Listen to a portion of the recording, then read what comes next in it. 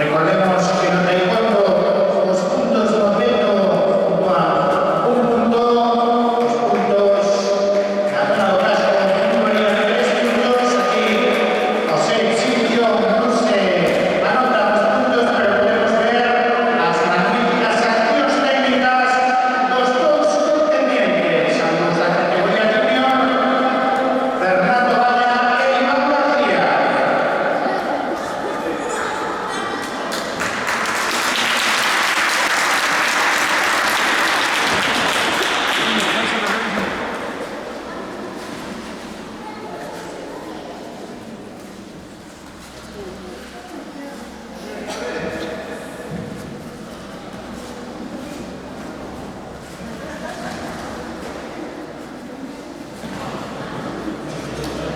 Abrazos.